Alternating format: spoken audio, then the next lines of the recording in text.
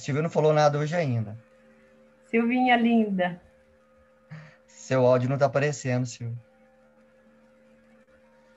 Silvia, eu acho que ela não Ah, agora gosta. sim. Tava muda, gente. Oi, tudo bom? Ah, Tudo bem? oi, Silvia. Oi, Silvia. Velho é fogo, né? A gente esquece de apertar o microfone. Ah, mas não somos nós ainda não, Silvinha, tá? Não, Tá Fica com longe isso, ainda, não, Silvia. não. É a não é pandemia, a isso gente está mesmo, João. esquecido, a gente não lembra aniversários, não lembra que dia que é da semana. Isso aí tá normal. Eu Pessoal, sei, já João. são 17 horas e 4 minutos. Vamos iniciar a nossa reunião, então? Se alguma pessoa entrar, o Ramon autoriza aí, né, Ramon? Então, eu vou pedir para todo mundo... Bom, já está todo mundo com o microfone no mudo, né? Então, vamos sintonizar que eu vou fazer a prece. Vamos, nesse momento, unir os nossos pensamentos numa corrente de amor, de luz, na corrente do pensamento crístico, do nosso Mestre Jesus, nossa Mãe Maria, os benfeitores espirituais, nossos anjos da guarda, agradecendo a oportunidade pela vida, por estarmos aqui, com o intuito de aprender, com o intuito de adquirir conhecimento, conhecimentos esses que têm nos trazido um pouco de alento ao coração, nesses momentos difíceis, porque passamos, em que a humanidade atravessa. Então, obrigado, Senhor, por essas reuniões de estudos, obrigado pela mensagem do Evangelho, pela doutrina espírita. Que o nosso coração também se estenda a todos os lugares onde há sofrimento, onde há pessoas precisando da nossa oração, nos hospitais, nos lugares onde ainda reina a tristeza, que possamos levar o nosso amor, o nosso pensamento positivo, a nossa esperança, a caridade. Obrigado por essa reunião mais uma vez. Está iniciada mais uma reunião de estudos da doutrina espírita, que assim seja. Bom, amigos, como eu adiantei, nós vamos fazer uma dobradinha hoje, tá? Daquele estudo dos apóstolos. A semana passada nós tivemos o estudo da Nara, né? Estudo muito, muito bom, muito profundo, sobre o Tiago.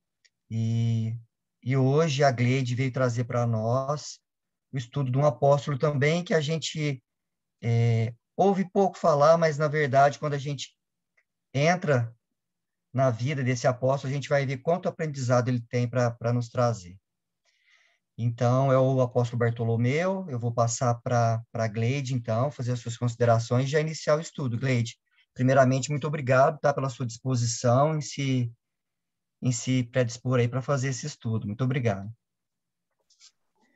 Primeiramente, quando Ramon perguntou, escolham algum apóstolo para falar, imediatamente o nome de Bartolomeu me chamou a atenção, porque, basicamente, o nosso estudo da Escola do Espírito em Sacramento todinho é baseado no livro Boa Nova, de Humberto de Campos.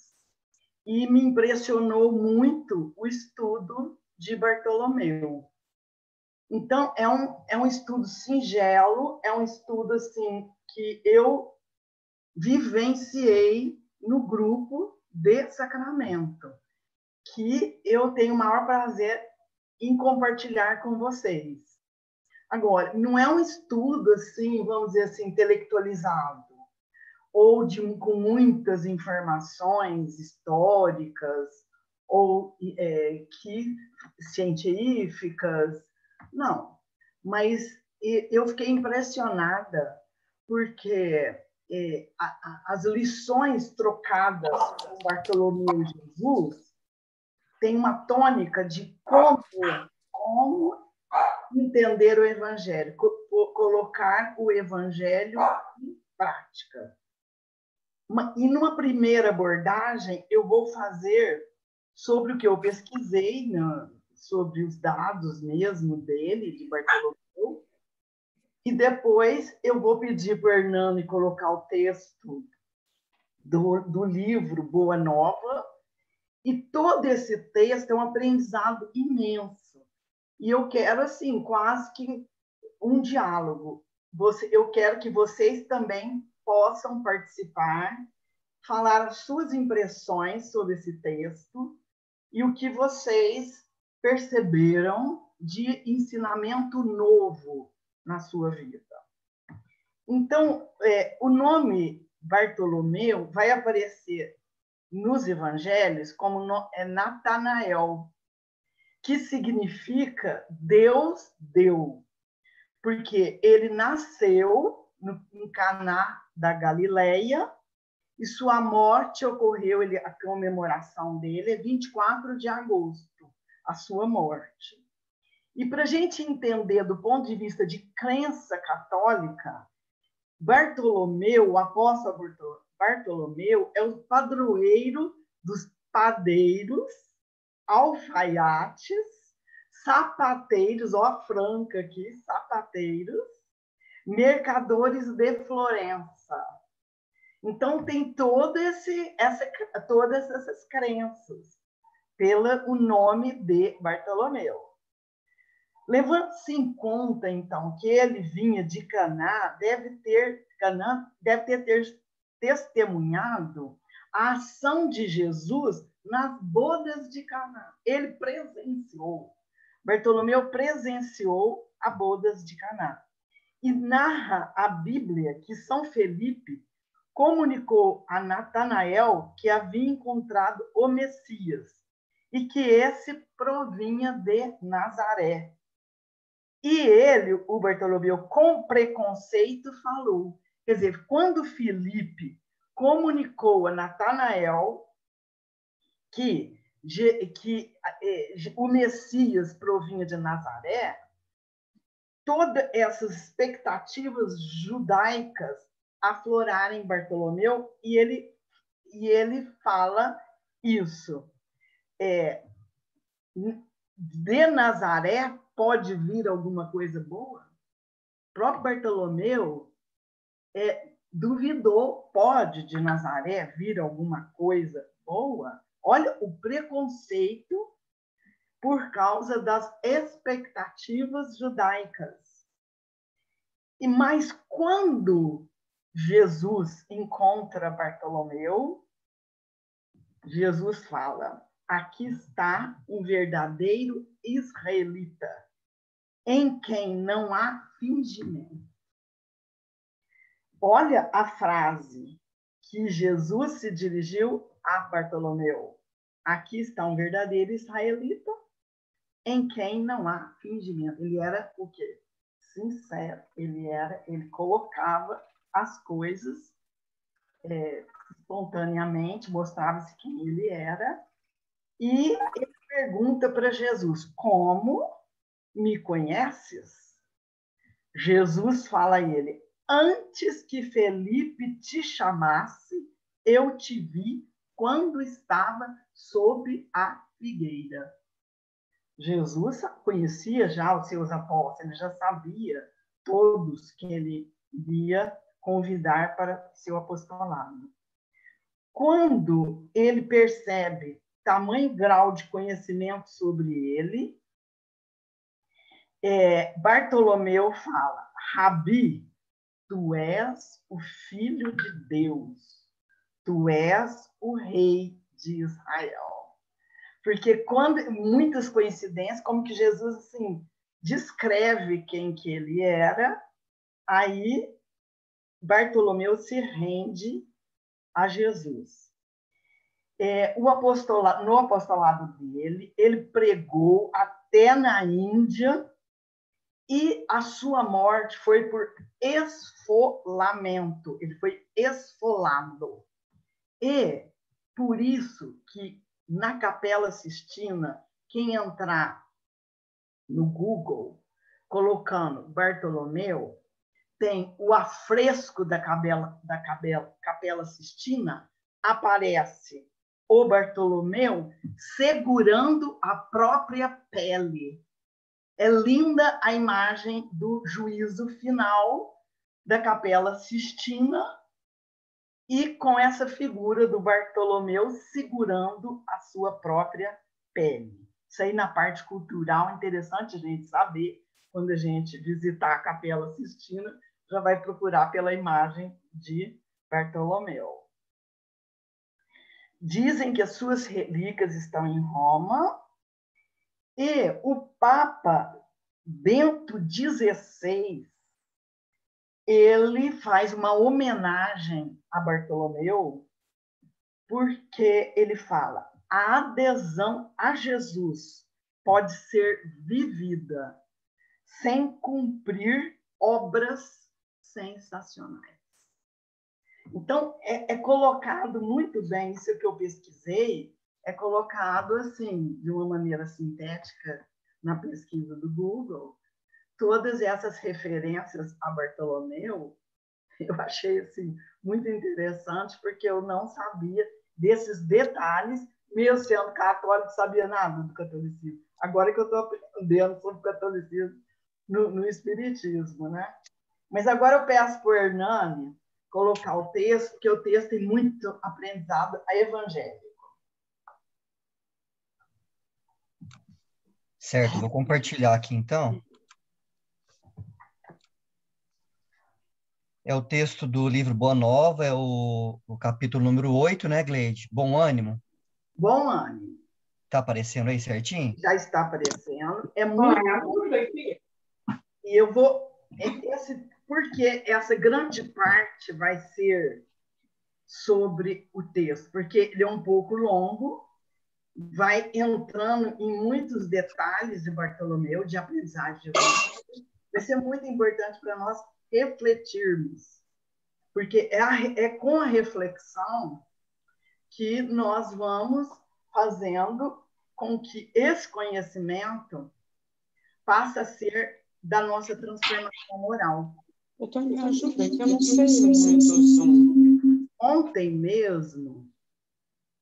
mesmo, eu assisti o curso de capacitação de evangelizadores da USE, e muito interessante eles falarem o que é necessário na capacitação de evangelizadores, ou divulgadores do evangelho, né?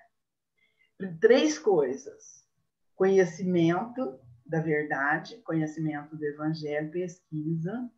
Segundo, autoconhecimento. E para ter autoconhecimento tem que ter reflexão.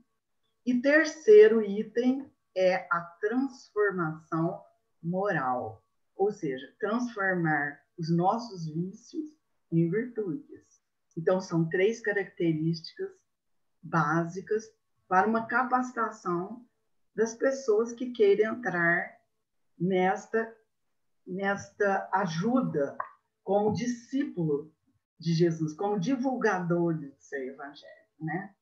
Mas vamos ao texto. Quem quiser fazer uma parada para comentar, pode. Vamos fazer em forma quase que de diálogo. O apóstolo Bartolomeu foi um dos mais... Oi?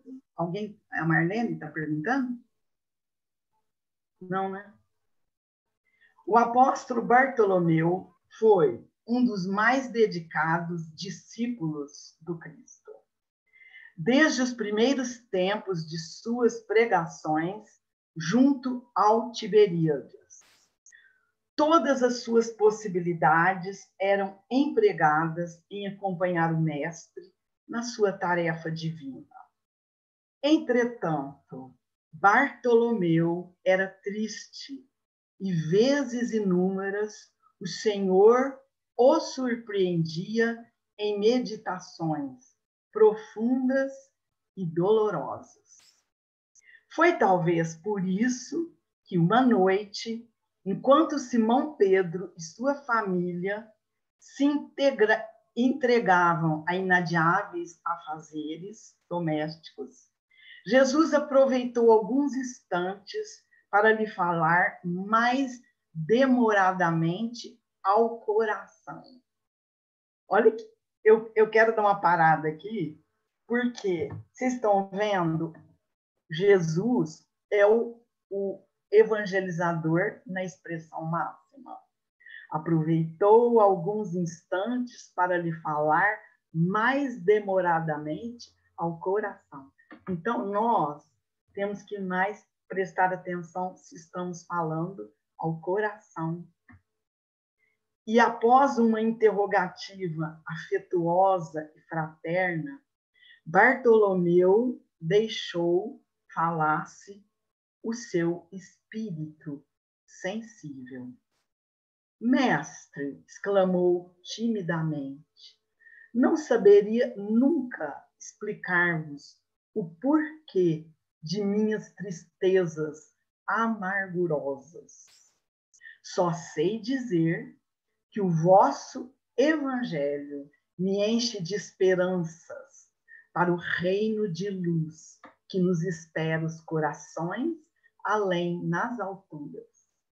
Quando esclarecestes que o vosso reino não é deste mundo, experimentei uma nova coragem para atravessar as misérias do caminho da terra, pois aqui o selo do mal parece obscurecer as coisas mais puras.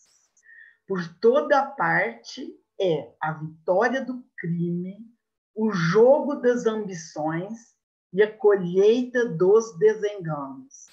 Vocês estão vendo esse parágrafo, o desabafo, é aqui, o vitimismo que nós somos, não é? O Bartolomeu colocando para Jesus, ainda bem que você falou que o reino não é deste mundo, porque aqui, como diz, aqui a coisa está difícil.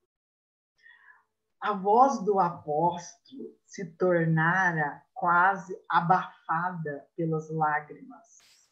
Todavia, Jesus fitou brandamente e lhe falou com serenidade. Leide. Oi. Posso fazer um comentáriozinho aí no anterior? Pode. A gente vê, assim, vamos dizer, ai, meu Deus, o testemunho de todas as pessoas que se dedicam a essa mudança, o que ele fala, o reino, volta um pouquinho ali, o Hernani, por favor, olha lá, quando esclareceste que o vosso reino não experimentei uma nova coragem. É lógico que eu fiquei pensando isso, nós vivemos num mundo que as condições ainda de inferioridade são muito fortes. Nós estamos vivendo situações onde a busca do reino, até interior, né, em nós mesmos, exige muita coragem, porque os convites do mundo são muitos. Os convites para ilusão, para a gente cair mesmo, é demais, é demais. Então, a hora que ele fala, experimentei uma nova coragem, o que eu queria dizer era isso, que quando a criatura desperta, tem a sua consciência, desperta para essa realidade, ela muda o foco de visão dessa realidade. Então, apesar, olha lá, por toda parte, vitória do crime. Então, a gente vê as pessoas falando, esse mundo é só isso mesmo. E é verdade, tem. Mas eu gostei muito de uma fala do Klinger que eu assisti. Ele fala assim, sabe o que é? As pessoas têm que desenvolver a resiliência. E aí que eu acho que é essa coragem que ele está falando aí. Porque essa resiliência, o que ele fala? Ele fala assim, você liga a televisão na segunda-feira, aí tem bomba no Iraque, assalto não sei aonde, caiu uma mina não sei aonde, então só notícia ruim. Aí a gente tem que fazer igual o Paulo. ouça tudo, mas retenha o que é proveitoso. Então, nós estamos no mundo assim, para ver. E a gente vai só perceber isso, essa coragem em nós, quando a gente tiver esse olhar assim de perceber a oportunidade que nós estamos tendo, perceber esse reino que Jesus fala com tanta propriedade. Então, eu achei tão bonito, olha lá, quando esclarecesse, experimentei uma nova coragem. Então, é isso que vamos dizer assim, é o testemunho que nós teremos que dar e temos que dar nesse momento de despertar para essa realidade espiritual, que a gente ainda, talvez, nós estamos assim querendo, né? Ainda não temos o total controle de tudo nosso, mas eu gostei muito desse pedaço, né? Uma nova coragem. Muito bonito isso aí, gostei muito. Agora vamos ver a fala de Jesus com esse comentário, com esse desabafo do Bartolomeu. A nossa doutrina, entretanto, é a do Evangelho, ou da Boa Nova. E já viste, Bartolomeu, uma boa notícia não produzir alegria? Fazes bem, conservando a tua esperança em face dos novos ensinamentos. Mas não quero senão acender o bom ânimo no espírito dos meus discípulos. Se já tive ocasião de ensinar que o meu reino não é deste mundo, isso não quer dizer que eu desdenhe o trabalho de estendê-lo um dia aos corações que mourejam na terra. Olha o tanto que o texto está repetindo coração. Falar ao coração, mourejar no coração, etc. Né? Se já tive, não é desse mundo, não quer dizer que eu desdenho corações que mourejam na terra. Achas, então, que eu teria vindo a este mundo sem essa certeza confortadora?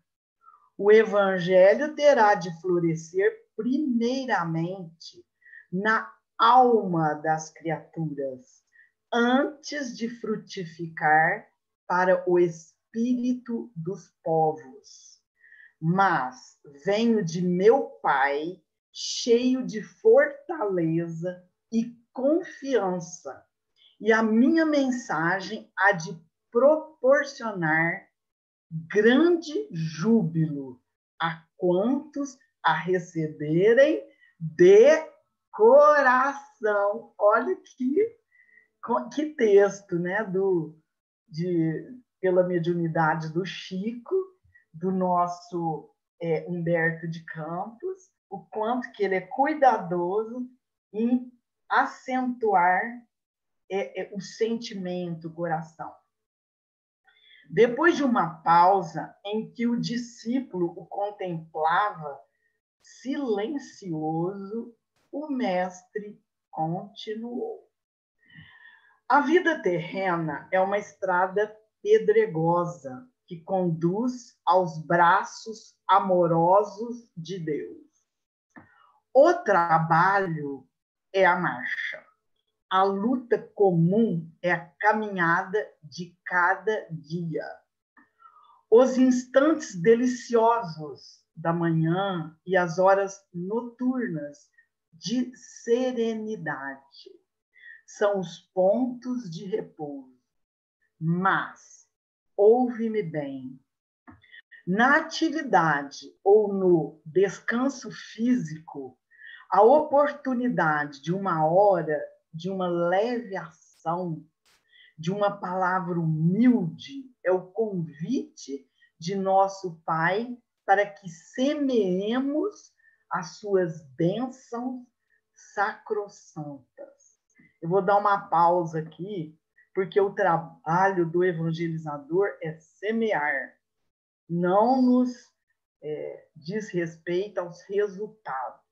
E aqui há essa afirmação da semeemos.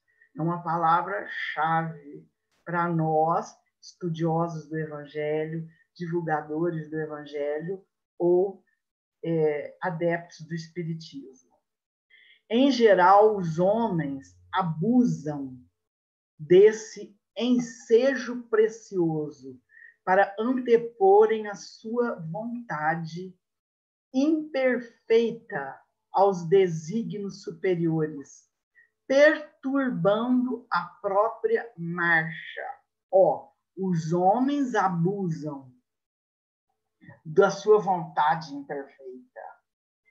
Essa vontade imperfeita do homem em abusar o que ele acha é que perturba a própria marcha. Daí resultam as mais ásperas jornadas obrigatórias para retificação das faltas cometidas e muitas vezes infrutíferos labores. É nós que nos perdemos.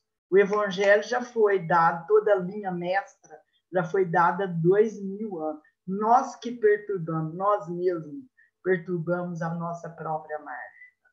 Daí resultam as mais ásperas jornadas obrigatórias para retificação das faltas cometidas e muitas vezes infrutíferos labores. A verdade é que nós perdemos tempo com as nossas próprias falhas, né? E em vista dessas razões, observamos que os viajores da Terra estão sempre desalentados. Então, por que esse desalento? Porque a gente se perde no caminho da condução própria. Então, ele vai várias vezes acentuar para nós a educação do espírito, a educação da nossa vontade própria. Olha que beleza! Na obcecação de sua vontade própria, feram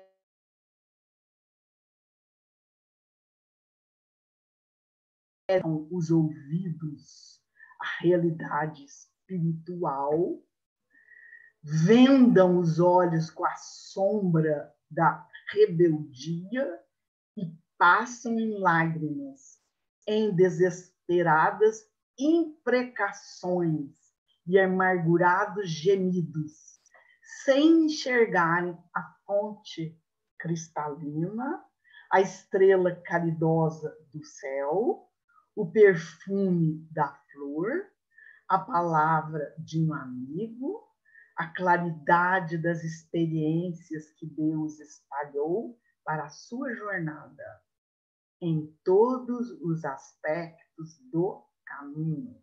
Alguém quer falar alguma coisa disso? Ana Luísa parece que comentou alguma coisa.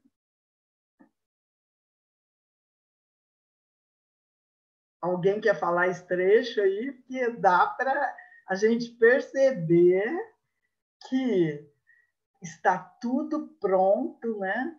Mas a obcecação de sua vontade própria ferem. A nós mesmos ferimos as experiências dadivosas.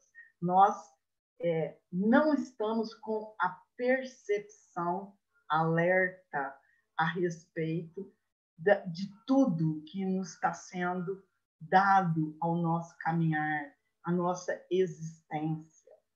Inclusive, essa semana, no grupo Té da Joana de Anjos, no meu grupo que eu estudo a obra A Bússola e o Leme, do Haroldo Dutra, existe um comentário, um estudo dele, falando que a física quântica consegue detectar que nós temos uma falha na percepção e que nós temos, vamos dizer assim, em porcentagem, 4,1% só da percepção do universo. E que 95,1% para nós é imperceptível, é uma espécie de energia que não atinge a matéria. Com essa falha na percepção, o que acontece? Nós encaixamos em nossa percepção o nosso sistema de crenças, o nosso sistema de métricas. E como essas nossas métricas, sistema de métricas, são individuais, nosso sistema de medidas, vamos assim dizer, e o nosso sistema de crenças, o que a gente faz? A gente encaixa nesse sistema que nós temos. E aí nós deturpamos, nós não enxergamos, não sabemos julgar e nem perceber tudo que nos rodeia. E aí nós erramos também, que até provado pela física quântica, o quanto que a nossa percepção do universo é falha. Só 4% no nosso estágio evolutivo. Não é? Então, vamos continuar o que a nossa vontade estraga nesse texto. Houve um pequeno intervalo nas considerações afetuosas, depois do que, sem mesmo perceber inteiramente o alcance de suas palavras, Bartolomeu interrogou: Mestre, os vossos esclarecimentos dissipam os meus pesares, mas o Evangelho exige de nós a fortaleza permanente? Bartolomeu, então, vai indagando, olha, perguntas e respostas, é através de perguntas, isso é aprendizagem do Evangelho, né? E, claro, que o Bartolomeu já estava se sentindo bem consolado com os esclarecimentos de Jesus. Olha lá, os vossos esclarecimentos dissipam os meus pesares. Mas ele ainda reclama, mas esse evangelho existe fortaleza permanente? Agora, isso aqui é uma das coisas mais bonitas desse texto, que a gente lembra, ficou marcado na minha mente. A verdade não exige, ela transforma. O evangelho não poderia reclamar estados especiais de seus discípulos. Porém, é preciso considerar que a alegria, a coragem, a esperança devem ser traços constantes de suas atividades em cada dia. Porque nos firmarmos no pesadelo de uma hora, se conhecemos a realidade gloriosa da eternidade com o nosso Pai. Eu acho que essa frase ficou marcada no nosso espírito. Quando o nosso instrutor em sacramento, ele fala, a verdade não exige, ela transforma. E nós ficamos presos no pesadelo. Nós que temos que vigiar o nosso pensamento, o nosso sentimento, para despertarmos e considerarmos que o traço do evangelizador, o traço da crença espírita, qual é o nosso traço do evangelho que o Arthur Valadares fala, páginas vivas do evangelho? É alegria, coragem e esperança. Devem ser traços constantes de suas atividades em cada dia. Não é nada fácil, mas nós vamos ficando conscientes dessa postura, né? Alguém quer comentar esse trecho? Para mim, é um dos melhores. Gleide, Oi. queria fazer um comentário, porque o Bartolomeu, ele era uma pessoa muito triste, né? Aí o texto dá para identificar isso. Acontece que lá fala que, no texto não fala, mas o Bartolomeu, ele não tinha os pais já tinham desencarnado, e os irmãos dele não aceitavam a conversão dele aos ensinamentos do Cristo. Então, tipo que isolaram ele. Ele ficou uma pessoa solitária. Então, essa tristeza que ele tinha é porque ele era uma pessoa só. Ele não tinha os pais, os irmãos criticavam ele porque falavam que ele era preguiçoso, porque eles eram pescadores e se dedicavam todo o tempo para a pescaria. E ele dedicava-se ao evangelho, a seguir o Cristo também, além de continuar sendo pescador. Mas não conseguia oferecer todo o seu tempo na pescaria igual aos irmãos. Então, os irmãos rejeitavam ele. Então, ele vivia um conflito muito grande pelas críticas que os irmãos faziam, né? Então, quando ele faz essa pergunta aí para o Cristo, né? Mas o evangelho exige de nós a fortaleza permanente, né? É uma pergunta porque ele vivia aquele conflito dentro dele, né? Aquela situação com que ele passava. E quando Jesus dá essa resposta para ele, né? Que a verdade não exige, transforma, né? O evangelho não poderia reclamar estados especiais de seus discípulos. Por quê? Quando a pessoa é transformada, ela não é uma pessoa especial, é que ela já conseguiu, dentro de si, essa harmonia, né? Que a gente ainda está no caminho para conseguir. Então, eu imagino que quando ele tem essa conversa com Jesus, para ele foi algo muito, muito, muito pacificador, né? Porque ele estava na casa de Pedro nesse momento, nessa conversa que ele teve. E pensa bem, como Jesus não devia ser assediado, né, para uma conversa. E ele puxa Bartolomeu para uma conversa muito íntima. Então, foi um momento de muito esclarecimento. Com certeza, esse momento está traçado na vida dele daí para frente, né?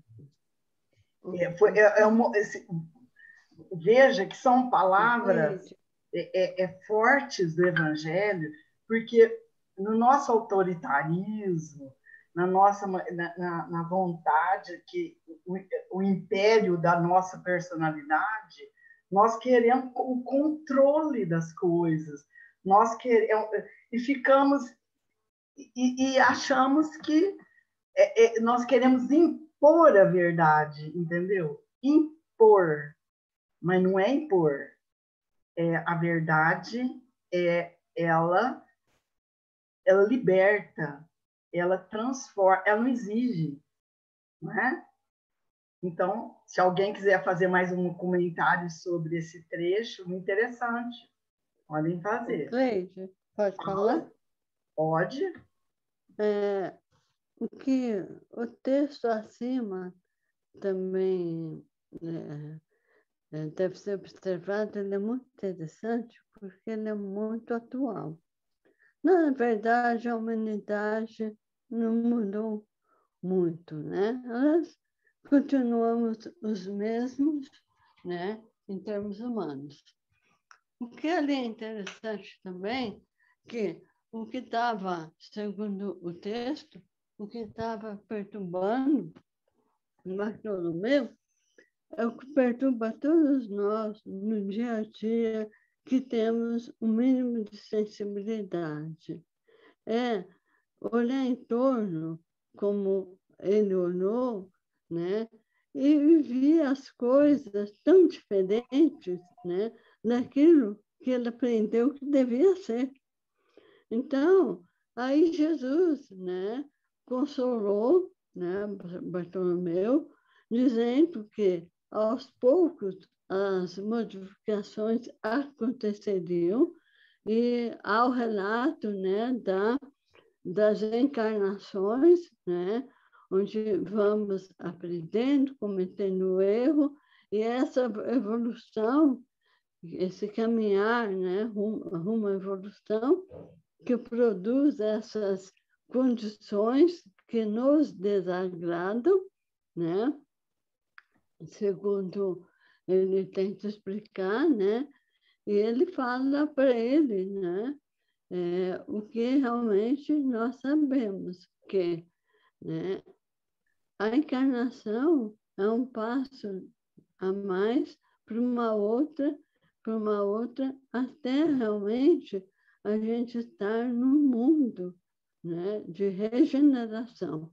Então, aqui fala o que é um momento de pesadelo quando a gente sabe que há no futuro um planeta de regeneração que nos aguarda.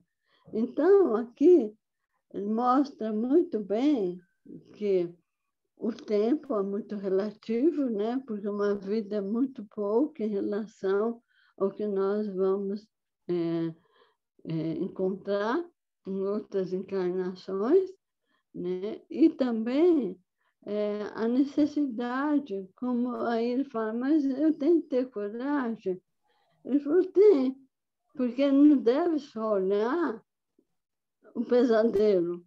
Eu tenho que perceber que há momentos que a vida é boa, há altos e baixos, alegria e tristezas. E quando a gente vê nesses momentos de alegria, tentar viver passando para outras pessoas a mesma esperança. Então, é um movimento natural da vida. Não há como evitar tristezas, alegrias, porque é a forma que estamos na escola. É a nossa missão. Então, aí ele falou, né? Estou mais conformado, né? Porque eu vou ser feliz sabendo que não tem como mudar isso no momento. Mas, nos meus momentos felizes, vou passar essa mensagem para frente, em forma de, não de pregação, né? Nós não temos o direito de impor nada a ninguém, mas de conduta, né? Exemplo, caridade, ação, isso que é muito importante, né? Se é que realmente eu compreendi o texto, né? Muito bom. Parece que a Lúcia quer dar uma palavrinha depois aí, ela está com a mão levantada, a hora que você tiver um tempinho, Gleide. Não, pode. Quem quer falar? A Lúcia? A Lúcia. Fala, Lúcia. Oi, estão me ouvindo? Tudo. É o seguinte, só para complementar, Hernani, o que você falou dessa tristeza de Bartolomeu. Quando Jesus o conhece, que ele fala que o viu debaixo da figueira, é porque o Natanael, na realidade, ele era da mesma idade de Jesus. E quando Herodes mandou matar todas aquelas crianças abaixo de 2 anos, o Natanael tinha essa idade. E a mãe dele o esconde debaixo de uma figueira. E as folhas da figueira escondem ele dos soldados. E a mãe dele orava a Deus pedindo proteção para que aquela criança vivesse o suficiente para ver o Messias. Então, quando ele completa 15 anos de idade, a mãe dele conta para ele. E só ele e a mãe que sabiam dessa história. E aí, por que eu estou falando isso? Porque aí ele começou a ter um interesse pela política, ele aguardava a vinda do Messias, ele era um conhecedor profundo de Moisés. Só que nas profecias falava de um rei que viria libertar os judeus. Porque os judeus foram libertados do cativeiro várias vezes, por Moisés, em outras ocasiões. Então, eles aguardavam um Messias, vamos dizer assim, mais humano. E ele vivia um conflito muito grande interno com a palavra do Messias, do Cristo, que falava de um reino que não era desse mundo. Mas ele cresceu acreditando que esse Messias, assim como todos os judeus, que esse Messias iriam libertá-los dos romanos. E por isso que ele tinha esse conflito existencial, essa tristeza, essa incompreensão. E é muito bonito essa passagem que você nos traz, porque aí você vê que ele fica questionando, porque ele não consegue entender racionalmente aquilo que ele já compreendia com o Espírito. Né? Então, assim, é só acrescentar, viu, Gleice? Muito bom, muito boa a explicação. Tanto é, Lúcia, que como ele era pescador e ele se sentia muitas vezes como comerciante, sendo passado para trás, ele continua indagando Jesus. Ele fala assim: e quando os negócios do mundo nos são adversos, e quando tudo parece em luta contra nós, perguntou o pescador, de olhar inquieto. Jesus, todavia, como se percebesse inteiramente a finalidade de suas perguntas, esclareceu com bondade. Qual o melhor negócio do mundo, Bartolomeu? Será a aventura que se efetua a peso de ouro? Muitas vezes, amordaçando-se o coração e a consciência para aumentar as preocupações da vida material ou a iluminação definitiva da alma para Deus, que se realiza tão só pela boa vontade do homem, que deseje marchar para o seu amor por entre as urzes do caminho, não será a adversidade nos negócios do mundo um convite amigo para a criatura semear com mais amor um apelo indireto que arranque as ilusões da terra para as verdades do reino de Deus? Olha, essa parte também é bomba, eu falo, é bomba, porque aí está a questão do materialismo, a preocupação da vida material. Então, é quando será Jesus avisando para ele, será que essa diversidade nos negócios do mundo não é um convite maior para que você arranque as ilusões da terra para as verdades do reino de Deus, Natanael? Então, Bartolomeu guardou aquela resposta no coração. Não, todavia, sem experimentar certa estranheza, e logo lembrando-se de sua genitora, de que sua genitora partira, havia pouco tempo para a sombra do túmulo, interpelou ainda ansioso.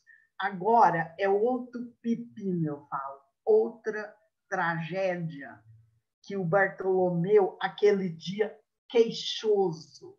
Vocês estão vendo que ele vai lançando os problemas que ele estava enfrentando, os problemas políticos do mundo, os problemas materiais do mundo, e ele vai jogando e Jesus vai respondendo. Aqui essa parte foi sobre o problema material.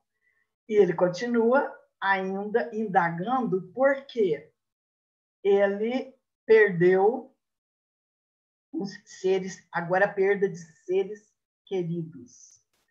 Mestre, não será justificável a tristeza quando perdemos um ente amado? Mas quem estará perdido se Deus é o Pai de todos nós?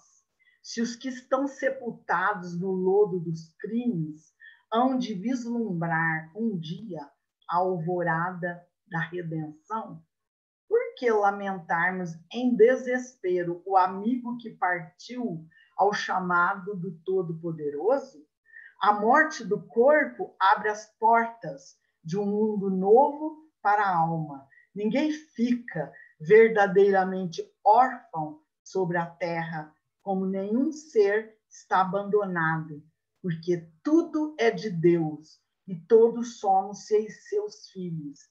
Eis porque todo discípulo do Evangelho tem de ser um semeador de paz e de alegria.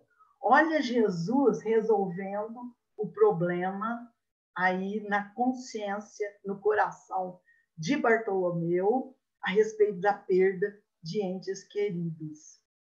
Jesus entrou em silêncio, como se houvera terminado a sua exposição judiciosa e serena.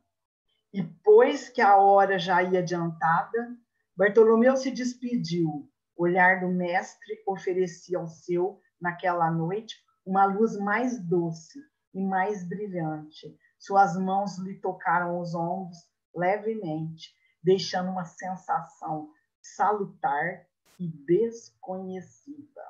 Até aqui, você está vendo? Ele foi serenando,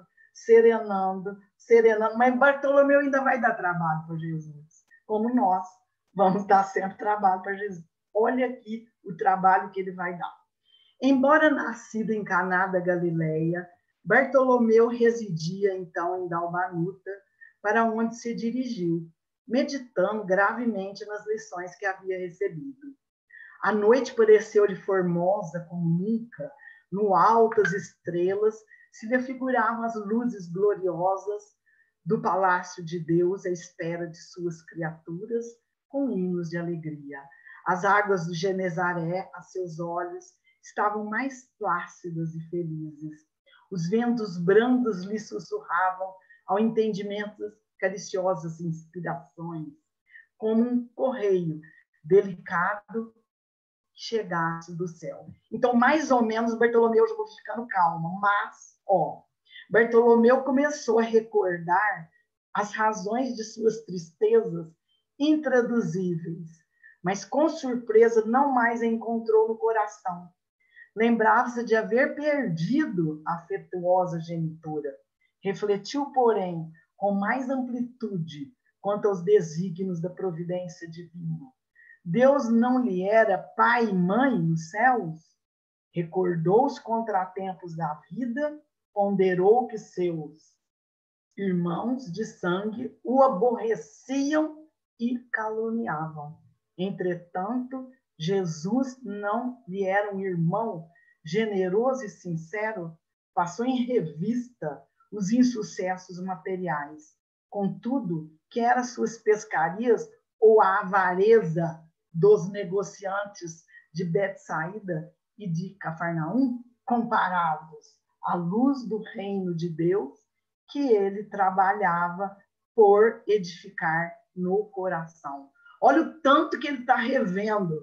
Ele era caluniado pelos irmãos, ele não era compreendido nem na própria casa, a mãe morre, ele tinha sucesso nos negócios e eles estavam já procurando as respostas que Jesus lhe semeava no coração.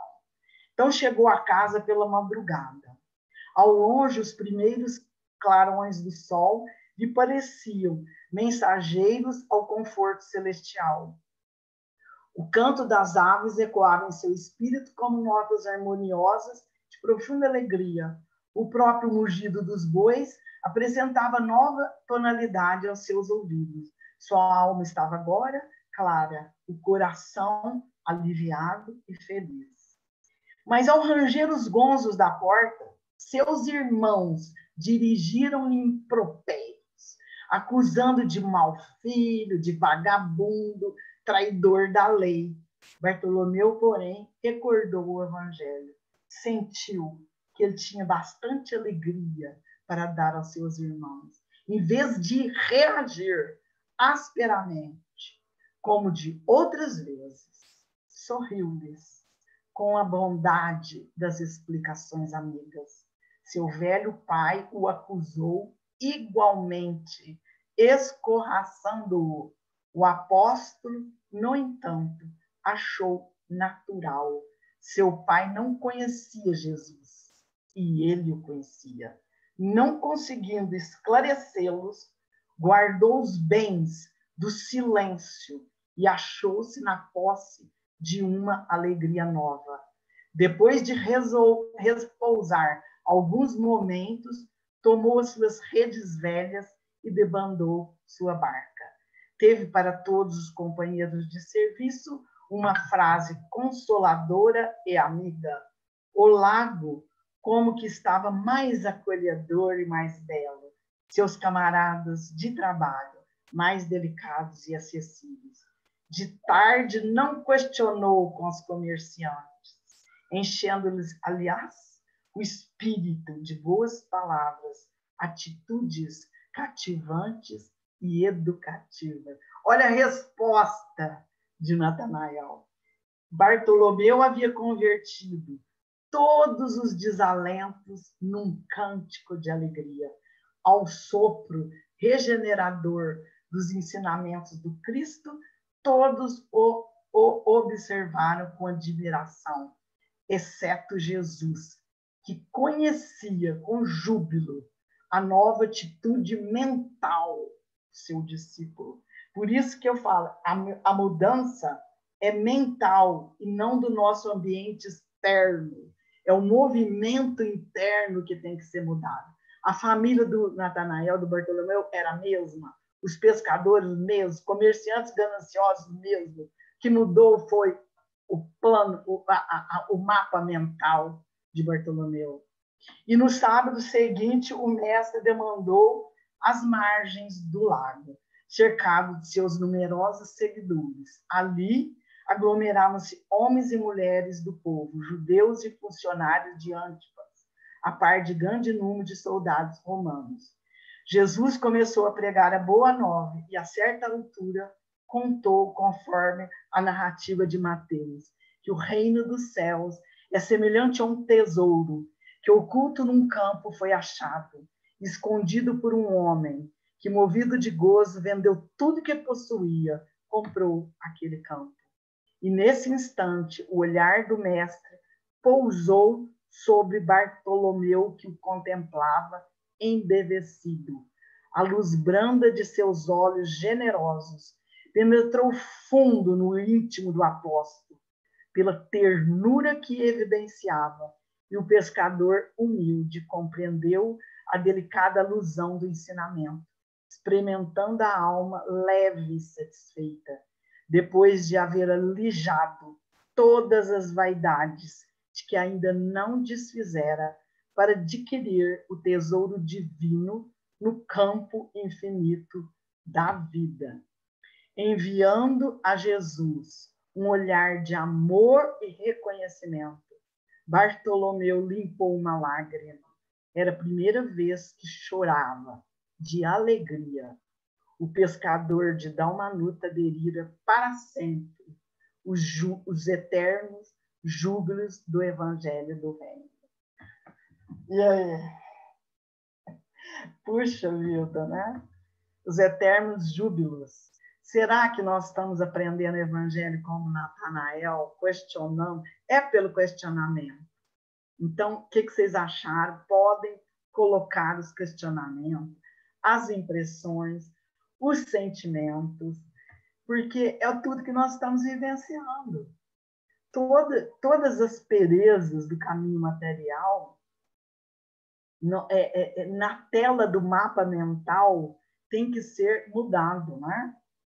Então, eu gostaria que vocês, agora já são 18h07, né? Eu não sei quanto tempo ainda nós temos. Nós temos tempo ainda, Hernando? Temos 28 minutos ainda, dá para o pessoal comentar. Aliás, tem muita coisa maravilhosa para se comentar.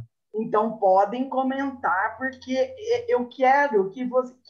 será que atingiu o coração? Porque a palavra, o semear, tem que ir ao coração. Porque nós não temos a pretensão, vamos assim dizer, de mudar ninguém. Ninguém muda. Nós somos meros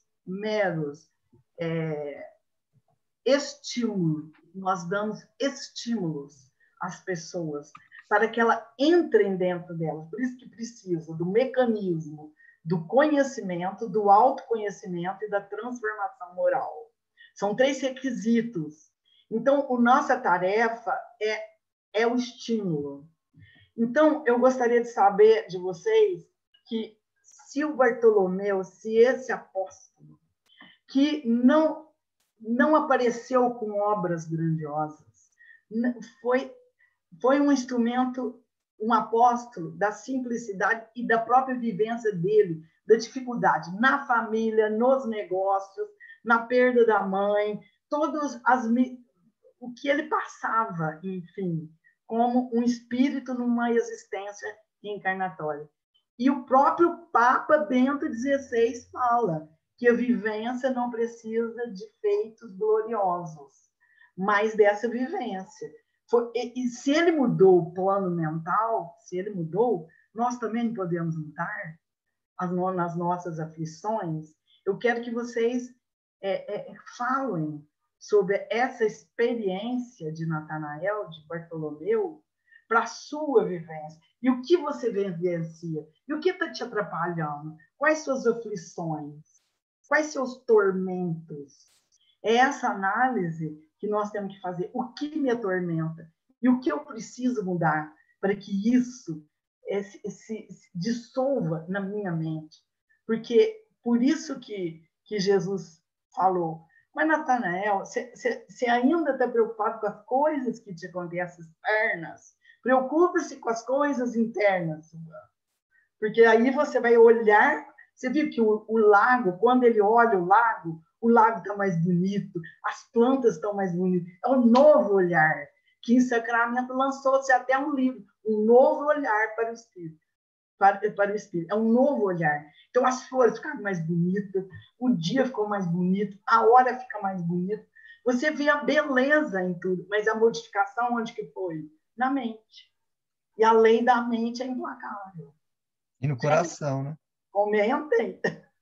Ana Luísa levantou a mão? Hein? Ana Luísa levantou a mão? Então, fala. Ana Luísa, fala aí. Abre o seu microfone, Ana, por favor. Desculpa, eu toquei nele, mas ele não abriu.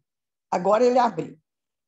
Nesse diálogo aí entre Jesus e Bartolomeu, fica bem claro que nós temos que mudar o nosso sentimento. É o sentimento que precisa ser trabalhado. E, em vez de reagirmos, agirmos como fez Bartolomeu. Quando eles lhe disseram impropérios, não é? Ele não reagiu. Ele agiu com leveza, com suavidade, com um sorriso amoroso. Então, a questão que Jesus toca é o sentimento. Jesus disse: a boca fala daquilo que o coração está cheio. Ora, quando falamos em coração, nós lembramos do sentimento. Então, não basta apenas a razão, o intelecto. É preciso que sentimento e intelecto caminhem juntos para a gente poder evoluir. São as 2 asas que Emmanuel fala, né? As asas do intelecto e as asas da sabedoria, do amor. Sem isso, sem esse amor, nós não vamos a lugar algum, porque o amor é a quintessência do sentimento. Então, esse texto é lindo e nos traz essa lição maravilhosa de tocar o nosso sentimento e vermos claramente que é nele que temos que atuar. Posso falar? Pode sim, Nara, pode sim. Quem quiser depois da Nara já falar, só levantar a mão, que aí eu vou passando. Eu não sei levantar a mão aqui no negócio, aí por isso que eu falo, viu? Não tem problema. Então, eu vi, Gleide, assim, na sua explicação, 2 coisas.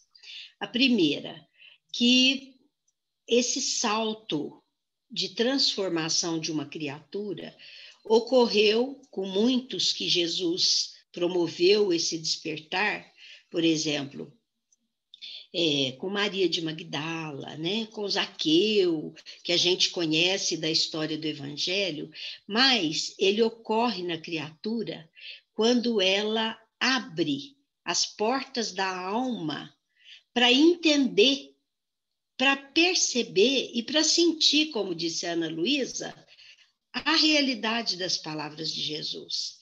Então, é aquele momento que as outras coisas perdem, as coisas ilusórias, perdem o seu significado ou mudam o seu significado.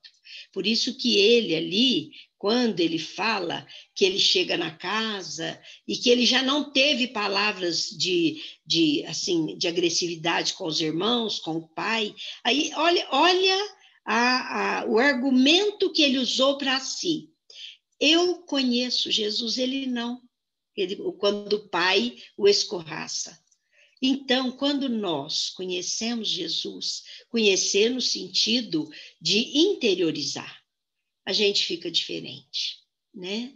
É lógico, nós estamos caminhando para isso, mas na humanidade são essas criaturas que deram o seu exemplo de transformação e que são para nós esse exemplo. E outra coisa que você falou que eu gostei muito é, igual assim, você falou, o Papa falou, nós não precisamos fazer grandes missões. Se nós conseguirmos nos transformar, dar esse salto que a gente chama de salto quântico, né?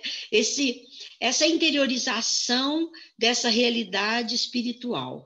Se nós conseguirmos, nós já vamos estar dando, assim, conseguindo um grande feito para a nossa vida, sobretudo nessa época ainda de espíritos imperfeitos que somos, né? Nessa etapa. E não importa, porque a partir daí, que eu achei que é importante isso que você falou, pequenas coisas que nós fazemos, nós já vamos ser exemplo. Quando a gente é exemplo, nós vamos ser semeadores, que é aquela palavrinha que você falou. E aí vale para o evangelizador, vale para a sua família, vale na vida social. Então, é o momento de exemplificar, e exemplificando, as pessoas talvez vão ser tocadas também, não é? Então, é um semear. Gostei muito, viu, Gleide? E essa lição é lindíssima mesmo, né? Parabéns, viu, amiga? Esse texto, ele me marcou muito, por isso que eu escolhi Bartolomeu, porque foi muito marcante. Quando eu percebia, porque eu fui para Sacramento cheio de aflição, cheio de tormento, cheio de ilusão da matéria, cheio de vitimismo, cheio de julgamento. Esse texto foi assim, eu falo, pedra angular na minha mudança.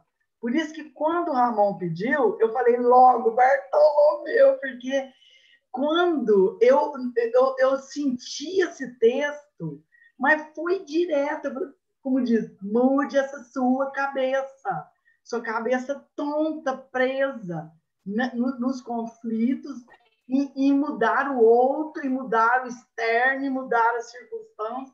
Não! Mude o mapa mental, mude a mente, esclareça-se, né? E como lá, evangelize-se, em primeiro lugar, para depois você conseguir transmitir alguma coisa do evangelho. Então, em primeiro lugar, você ser evangelizado. E o Natanael, você vê, Jesus foi dar uma na casa de Pedro, legal, né, Nádia? Você também, elas falaram tanto como que foram as circunstâncias. Você já pensou que legal você ser um Bartolomeu, que Jesus faz uma assistência fraterna direta com você? É ou não é tudo de bom? Imagina Jesus ali fazendo uma assistência fraterna e Natanael colocando a amargura, o sofrimento do espírito pela perda da mãe, pelo escorraço do pai, pela incompreensão dos irmãos, pela sovinice e ganância dos mercadores. Ele estava indignado, a pessoa indignada. Então, o que acontece? Ele vai, e o mestre fazendo uma assistência fraterna para ele. Bartolomeu, o que é o rei? E só essa palavra do Cristo, você imagina você ser atendida por Jesus na assistência fraterna. Imagina o olhar de Natanael. A hora que ele chega em casa, pode acontecer o barraco que for, a dificuldade que for. Imagina o preparo que Jesus fez com aquele espírito para chegar e depois também passar pela dificuldade e ter equilíbrio.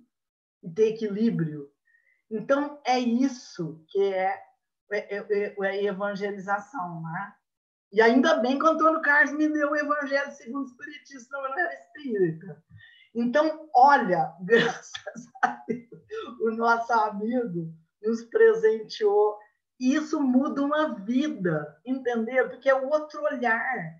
Porque sair de uma religião que tem todas as crenças boas do mundo, mas quando você muda totalmente a maneira de interpretar, não é goela abaixo mais, porque o Espiritismo te liberta, faz você questionar tudo, por como o Bartolomeu estava questionando para Jesus. E ele vai conduzindo o pensamento do Bartolomeu para que ele mude.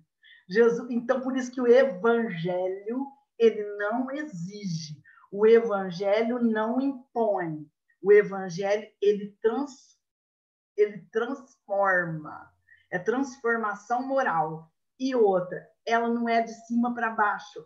Você é só um semeador, você joga lá a semente. Agora, o trabalho é do evangelizado, o trabalho é do outro. O outro que tem que mudar, você não tem que ter resultado sobre a evangelização do outro. Você fala, eu evangelizei aquele menino e aquele menino continua. Não é problema seu. Um filho, você fala, já lutei com esse filho, já lutei, não sei o quê. Não, o resultado não é da pessoa, é do espírito, na sua individualidade. É que o Bartolomeu, você viu, ele começa a meditar, ele chega... E aí ele começa a recordar aquele atendimento do mestre. Ele começa, e nós temos que fazer a mesma coisa na casa espírita. Se chegar aquele espírito nesse estado, com tudo isso, você ter essa calma para fazer a pessoa se olhar, se autoconhecer, essa que é a nossa tarefa. Bom, gente, eu estou aqui desabafando. Eu vou passar para o Íris, que ele levantou a mão, depois na sequência para a Lucélia. Quem levantar a mão, eu vou passando na ordem, tá? Íris, fica à vontade. Não, eu só queria fazer um comentário que eu lembrei de uma coisa que eu escutei num centro uma vez, uma passagem que eu achei interessante para o momento agora. De falar de uma pessoa que ficava lá no fundo lá do centro, sempre assim, quietinho, até cochilando e tudo, e o palestrante estava sempre vendo, observando a atitude daquela pessoa, ele nunca falava nada, sempre quietinho. Aí, quando ele desencarnou, ele encontrou com a pessoa que dava a palestra lá e o palestrante viu que ele estava em situação bem melhor do que a dele. Aí o palestrante perguntou, mas por que você fez na vida final que você está melhor? Ele falou, eu fiz o que o senhor falou. Então, eu achei isso aí interessante. Ele aprendeu e depois, em prática, o que o outro falou. Então, sempre a gente tem que observar assim, que, às vezes, a atitude fala mais do que a palavra, né? Mas o trabalho, Íris, foi do cara no cantinho. O orador é o evangelizador, ele está semeando só. Ele está só semeando. Ele é apenas um divulgador. Mas quem fez o trabalho? O cara que estava quietinho lá no canto. Ele estava quietinho, mas ele mudou o plano mental dele. E é essa a tarefa. A tarefa não é do evangelizador. A tarefa é do próprio espírito. Legal. Muito boa a história aí. Lucélia? A Ana Luísa também está com a mão levantada ou não? Só para mim saber a ordem. Eu estou. Sim, tá. A Próxima, então, eu passo para você, Ana. O que eu vi foi a Ana que levantou primeiro, mas fica à vontade aí. Não, então, a palavra primeiro fica a Ana. Então, vou passar para a Ana, depois para a Lucélia, na sequência. Tá, eu vou falar rapidinho, engasguei aqui. Fui tomar água, engasguei. A Nara falou em salto quântico, né? Kardec fala sobre esses saltos no Livro dos Espíritos. E ele diz que a natureza não dá saltos grandes, porém saltinhos. E a física quântica diz o mesmo. São pequenos saltos. Há uns anos atrás, eu li aquele livro do Frigyot Capra, Ponto de Mutação. Então, ali ele deixa claro, não é? Esses saltinhos quânticos que nós vamos dando, até atingirmos um ponto que ele chama de ponto de mutação. E é aí, então, através desses pequenos saltos, como nos lembra Kardec, como nos lembra Frigyot Capra, com a física quântica, que nós chegamos ao ponto de mutação e nos transformamos.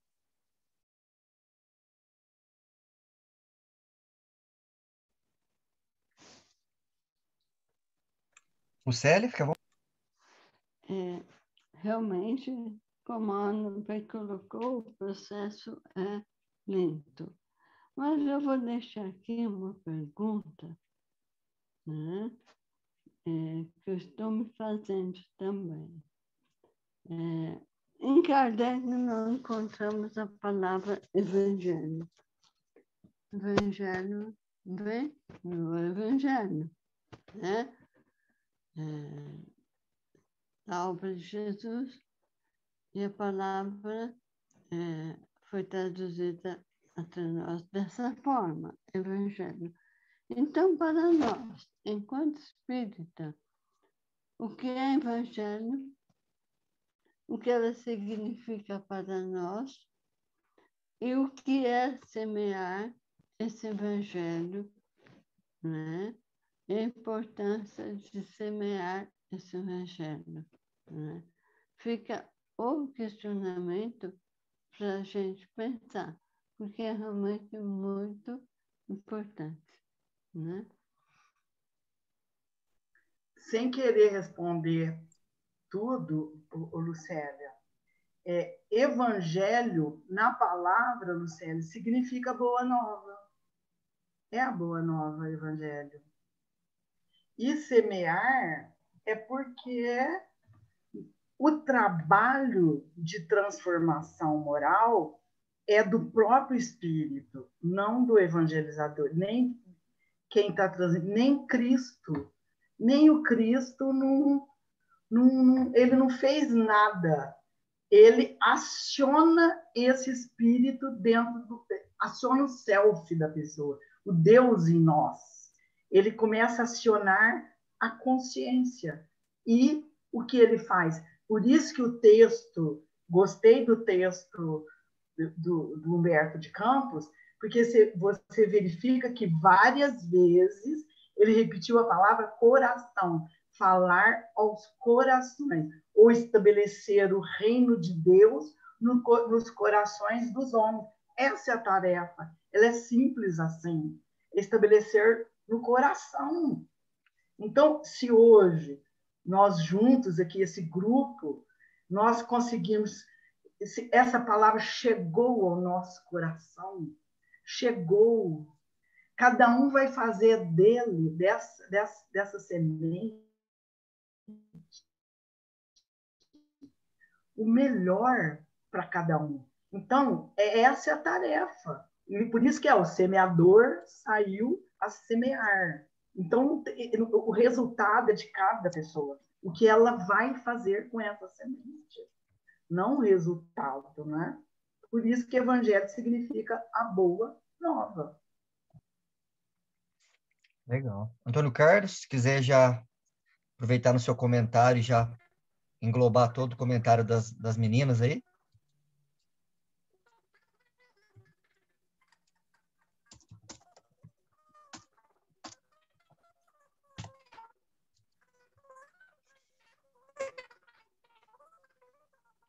Antônio Carlos, não está saindo sua voz?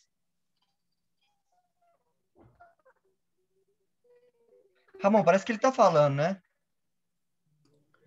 Sim, tá com aquele probleminha do Pato Donald, só que bem baixinho. É, tique-teco. Viu, Tony? Não tá dando certo aí, não, o microfone. Não estamos te escutando, não. Escuta uns vozinhos bem fininhos. Eu vou falando aqui enquanto você libera aí, Tony, viu? Quem assistiu o segundo episódio da segunda temporada do The Chosen? Ele fala lá, ele mostra lá bastante a figura. Pensando agora, Ramon, sobre isso. Então. Do João e do Tiagão. Mas ele mostra muito nesse segundo episódio da segunda temporada o Natanael. Mostra o encontro de Jesus com Natanael, mostra como que ele estava antes. É muito lindo, assim. Eu lembro que eu estava assistindo, eu não estava muito bem, estava com dificuldade para dormir nesse dia.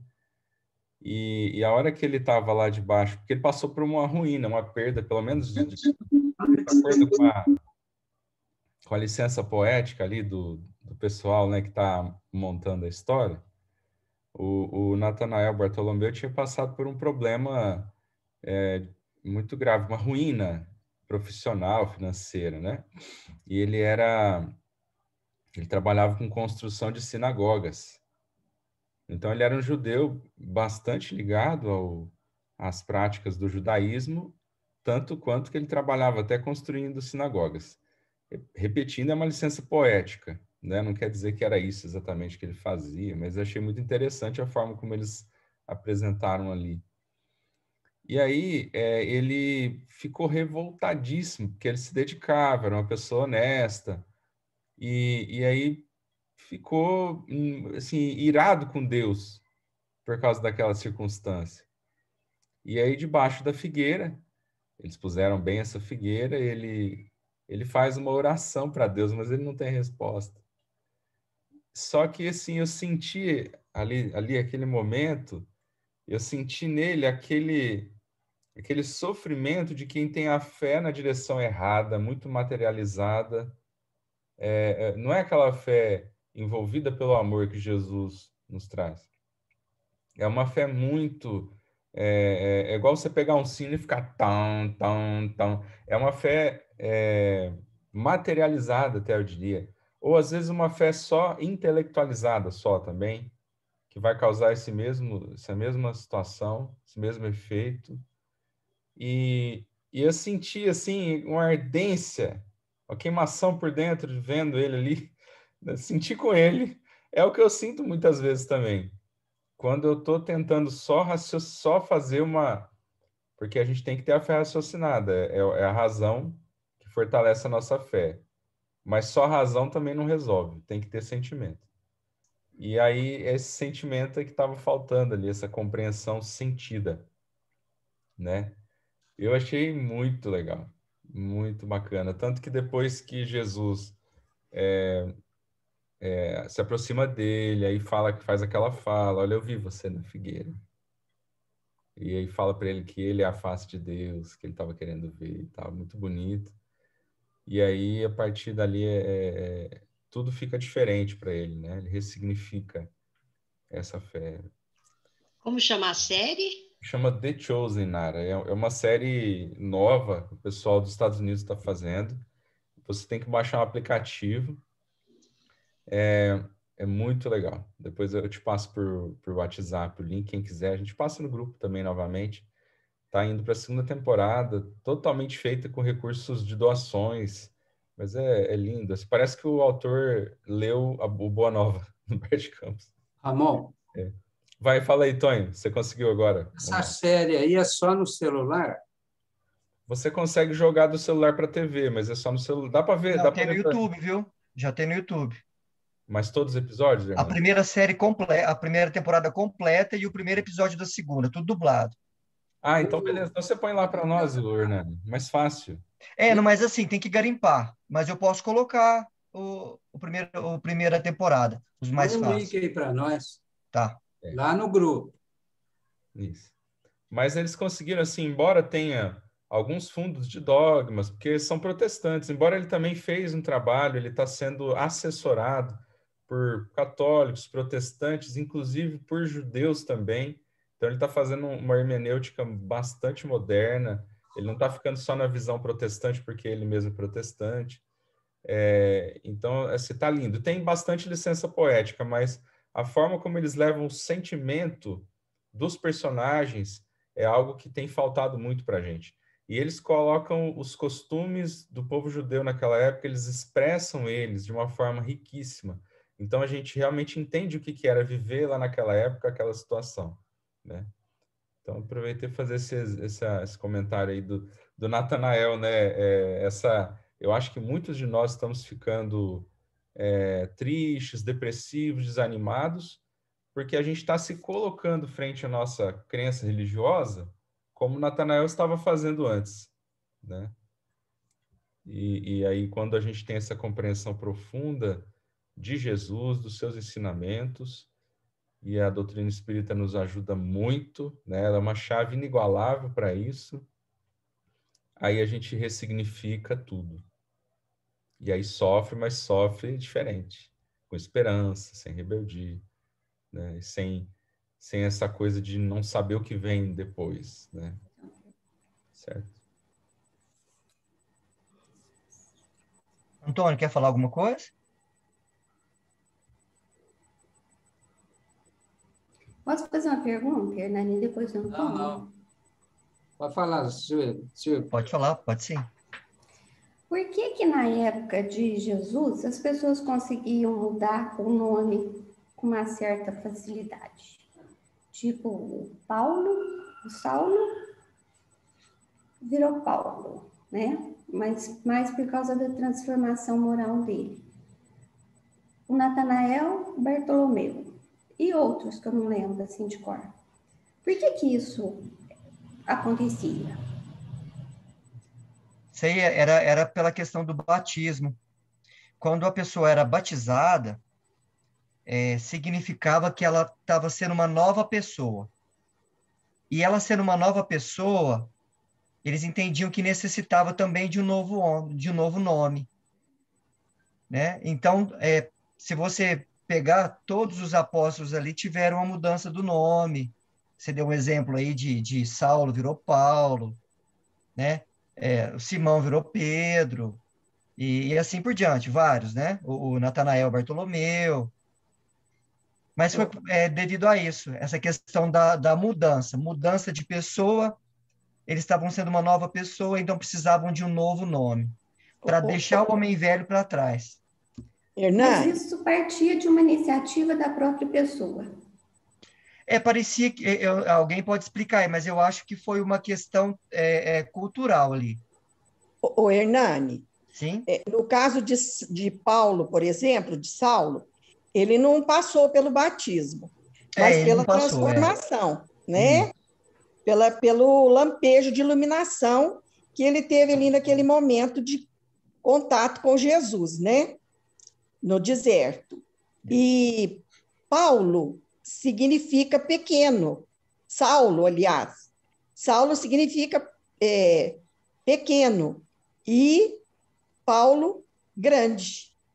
Então, de pequeno, ele passou para grande. Se transformou, se engrandeceu espiritualmente.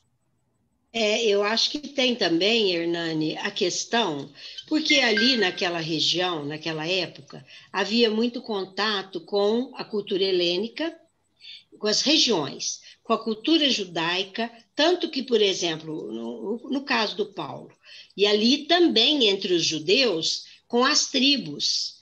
Então, por exemplo, o mesmo nome em grego tinha outra significação e acabou sendo usado por eles. Essa questão da cultural e até das raças ali, desse intercâmbio entre as raças, isso também era forte.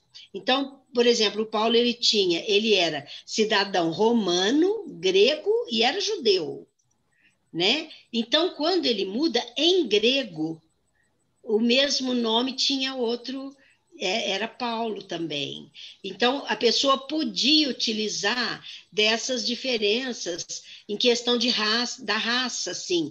Eu penso que entre os judeus era de tribo, e, assim, eu já li sobre isso alguma coisa, mas não sei explicar totalmente, mas sei, assim, nesse sentido, que cada cultura, às vezes o mesmo nome noutra cultura, então eles utilizavam, mudavam por vontade. Legal. Alguém tem mais alguma coisa a acrescentar? Senão a gente já vai passar para o encerramento. Mas a pergunta da Silvia foi ótima. Silvia, é mais ou menos isso que você pensava?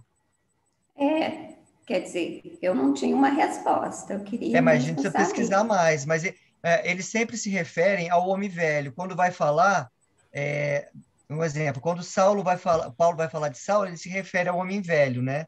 Porque foi uma nova transformação. Um novo homem em Cristo, uma nova pessoa em Cristo. Eu, Tá bom? eu penso também nas questões civis. A Lúcia pode falar, ela deve ter alguma explicação. Levantou a mão aí, eu acredito que ela vai contribuir. Lúcia. Não, eu não tenho uma explicação, não. Eu já ouvi de alguém o seguinte, Silvia, quando a criança nascia, ela era dado o nome pelos pais, o que os pais projetavam para aquela criança. E era direito assegurado por lei que quando ela se tornasse adulta, se ela quisesse, ela poderia mudar o nome de acordo com o que ela achava que era mais propício. E também tinham as revelações divinas. Então, aqui no Antigo Testamento, a gente vê, aí fala assim, aí um anjo apareceu e disse que o nome dele seria tal. Aí não sei o que aconteceu. Então, assim, no nosso estudo aqui, a gente vê muita mudança do nome por questões bíblicas. Agora, existia esse direito assegurado por lei. E a Nara também, não sei quem foi que falou, e também tinha a tradução, que às vezes, por exemplo, os pais tinham descendência grega, de outro, e aí ele fazia uma adaptação para a realidade daquela comunidade, da sociedade que ele vivia. Então, ele tinha várias situações. Obrigada. Bom, pessoal, nós estamos com o nosso horário, infelizmente, estourado, mas o assunto foi ótimo. Antes de agradecer a Gleide, eu vou pedir para ela fazer a prece, que eu acho que ela está muito inspirada. Nós achamos. Peço a Jesus, nosso mestre, nosso irmão maior, que continue abençoando esse trabalho, que é um trabalho do Cristo, a divulgação do seu evangelho. E nosso grupo continua unido nesse esclarecimento do evangelho de Jesus para os nossos próprios corações, fortalecendo a gente toda semana. Todos nós precisamos desse evangelho para a nossa transformação moral.